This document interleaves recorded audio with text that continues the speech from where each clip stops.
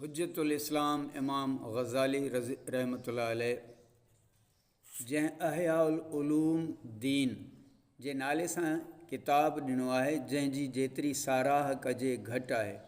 हिन उन किताब में तसवुफ़ जे क़ाइदनि ऐं ज़ाब्तनि जो मुकमिल जाइज़ो वरितो आहे, जंहिं हर कंहिं लाइ क़ाबिल क़बूल ऐं ॿियनि ते तनक़ीद बाबति क़ाइदनि खे धार कयो आहे।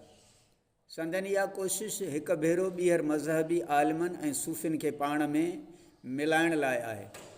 ख़ासि पोइ ईंदड़ सूफ़ी बुज़ुर्गनि संदसि पैरवी कंदे छिनण बदिरां ॻंढण जी कोशिश जारी रखी ऐं हिननि तसवुफ़ खे हिकु इल्म जी शिकिल ॾिनी ऐं उन जे रूह मुताबिक़ उन लाइ कुझु नवां मज़मून जोड़िया, जिन में रूहानी हालत, यकीन कामिल, इख़लास ऐं इख़लाक़ खे तमामु घणी अहमियत ॾिनी वई।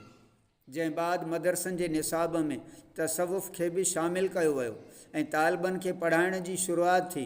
तोड़े जो तसवुफ़ जो समूरो ज़ोर माण्हूअ जे अंदर जी दुनिया ते आहे, अंदर जी दुनिया ते आहे ऐं दीनी हुकमनि ते उन जी माना ऐं असल रूह मुताबिक़ अमल कयो वञे थो।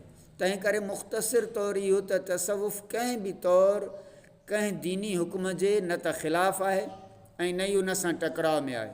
सूफ़ी बुज़ुर्ग बि क़ुरान ऐं सुन्नत जी पैरवी कंदा रहिया आहिनि। इज्तिहाद खे अवलियत ॾिनी वञे थी, ॼाण खे ख़ालिक़ काइनात खे सुञाणण जो वसीलो सम्झियो वञे थो। उहे ई दीन जा बुनियादी असूल बि आहिनि।